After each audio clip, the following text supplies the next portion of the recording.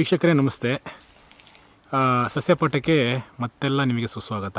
ನಾನು ಡೈರೆಕ್ಟಾಗಿ ಹಣ್ಣನ್ನು ತೋರಿಸ್ತಾ ಇದ್ದೀನಿ. ಈ ಹಣ್ಣನ್ನು ನೀವು ಯಾರು ಗುರುತಿಸಬಹುದಾ ಅಂತ ಹೇಳಿಬಿಟ್ಟು ನೋಡಿ ಹೇಗಿದೆ ಅಂತೇಳಿ. ಇಲ್ಲಿ ನೀವು ಹತ್ರದಿಂದ ನೋಡ್ಬೋದು. ಈಗ ಆ್ಯಕ್ಚುಲಿ ನಿಮಗೆ ಸ್ವಲ್ಪ ಹಸಿರು ಕಲರ್ ಕಾಣ್ತಾ ಇದೆ. ಅದನ್ನು ಬಿಟ್ಟರೆ ಪೂರ್ತಿ ಕೆಂಪಾಗುತ್ತೆ ಈ ಹಣ್ಣು. ಜೊತೆಗೆ ಕೊಂಬೆಗಳನ್ನು ನೀವು ನೋಡಿದ್ರೆ ಸಣ್ಣ ಸಣ್ಣ ಮುಳ್ಳುಗಳು ಅಲ್ಲಿ ನಿಮಗೆ ಕಾಣಸಿಗುತ್ತೆ. ಎಲ್ಲೋ ಕಾಣ್ತಾ ಇಲ್ಲ, ಬಟ್ ಕೆಲವು ಕಾಣಸಿಗುತ್ತೆ. ಇದನ್ನು ನಾವು ನಮ್ಮಲ್ಲಿ ಕಲ್ಲು ಸಂಪಿಗೆ ಅಂತ ಕರಿತೀವಿ.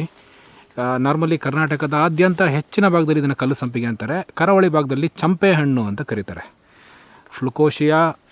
ಫ್ಲಕೋಶಿಯಾ ಮೊಂಟಾನಾ ಇದು ಇದರದ ಒಂದು ಬೊಟಾನಿಕಲ್ ನೇಮು. ಕಾಮನ್ ನೇಮು ಇಂಗ್ಲೀಷಲ್ಲಿ ನಮಗೆ ಮೌಂಟೇನ್ ಥಾರ್ನ್ ಪಾಮ್ ಅಂತ ಕರೀತಾರೆ. ಅತ್ಯದ್ಭುತವಾದಂತಹ ಒಂದು ಮಂಗಗಳಿಗೆ, ಹಕ್ಕಿಗಳಿಗೆ ಪ್ರಿಯವಾದಂತಹ ಒಂದು ಹಣ್ಣಿದು. ನಾರ್ಮಲಿ ನವೆಂಬರು ಮತ್ತು ಡಿಸೆಂಬರ್ ಟೈಮ್ನಲ್ಲಿ ಇದು ಹೂ ಬಿಡುತ್ತೆ. ಬಿಳಿ ಕಲರ್ನ ಒಂದು ಸಣ್ಣ ಸಣ್ಣ ಹೂಗಳು. ಈ ಮರದ ಹತ್ರ ನೀವು ಬಂದರೆ ಜೇನಿನ ಒಂದು ಸೌಂಡ್ ಇರುತ್ತಲ್ಲ, ಅದನ್ನು ಕೇಳಿಸ್ಕೊಂಡೇ ನೀವು ಗಾಬರಿ ಆಗಬೇಕು. ಆ ಲೆವೆಲಿಗೆ ಇಲ್ಲಿ ದುಂಬಿಗಳು, ಜೇನುಗಳು ಮುತ್ಕೊಂಡಿರುತ್ತವೆ.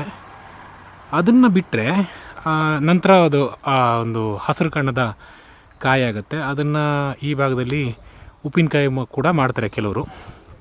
ಇದು ಕೊನೆ ಹಂತದ ಹಣ್ಣು. ಇದನ್ನು ಆ್ಯಕ್ಚುಲಿ ಕೆಂಪಾಗುತ್ತೆ.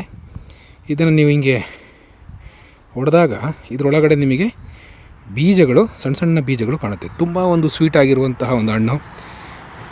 ಬಯೋಡೈವರ್ಸಿಟಿ ಅಂತ ಏನು ಕರಿತೀವಲ್ಲ ನಾವು, ಜೀವ ವೈವಿಧ್ಯತೆ, ಅದನ್ನು ಕಾಪಿಡೋದ್ರಲ್ಲಿ ಈ ಹಣ್ಣುಗಳಿಂದ ಒಂದು ಮಹತ್ವದ ಒಂದು ಪಾತ್ರ ಇದೆ ಅಂತ ಹೇಳ್ಬೋದು.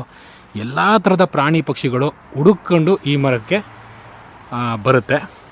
ಅದನ್ನು ಬಿಟ್ಟರೆ ಇನ್ನೇನಂತೀವಿ ನಾವು ಹೊರಗಡೆಯಿಂದ ಈ ಬಾರ್ಬಿಸ್ಚರಿ ಅದು ಇದು ಅಂತೆಲ್ಲ ಏನೆಲ್ಲ ಇದು ಮಾಡ್ತೀವಲ್ಲ, ತಿಂತೀವಲ್ಲ, ಅದಕ್ಕೆ ಕಂಪೇರ್ ಮಾಡಿದ್ರೆ ನಮ್ಮದೇ ನಾಡಿನ ಸ್ಥಳೀಯ ಹಣ್ಣು ಕಲ್ಲು ಸಂಪಿಗೆ ನಿಮಗೆ ಈ ಒಂದು ಟೈಮ್ನಲ್ಲಿ, ಅಂದರೆ ಫೆಬ್ರವರಿ ಮಾರ್ಚಲ್ಲಿ ಈ ರೀತಿ ಹಣ್ಣಾಗುತ್ತೆ. ಸಿಕ್ಕರೆ ಮಿಸ್ ಮಾಡದೆ ತಿನ್ನಿ. ಖಂಡಿತವಾಗ್ಲೂ ನಿಮಗೆ ಒಂದು ಒಳ್ಳೆ ರುಚಿ ಸಿಗುತ್ತೆ. ಖಂಡಿತವಾಗ್ಲೂ ಇದೊಂದು ಒಳ್ಳೆ ಗಿಡ ಅಂತ ನಾವು ಹೇಳ್ಬೋದು. ಸಾಧ್ಯವಾದರೆ ಇದನ್ನು ಕೂಡ ನಿಮ್ಮ ತೋಟದಲ್ಲಿ ಒಂದು ಹಾಕಿ ಪ್ರಾಣಿ ಪಕ್ಷಿಗಳು ನಿಮ್ಮನ್ನು ಖಂಡಿತವಾಗ್ಲೂ ಹರಿಸ್ತವೆ. ಧನ್ಯವಾದಗಳು.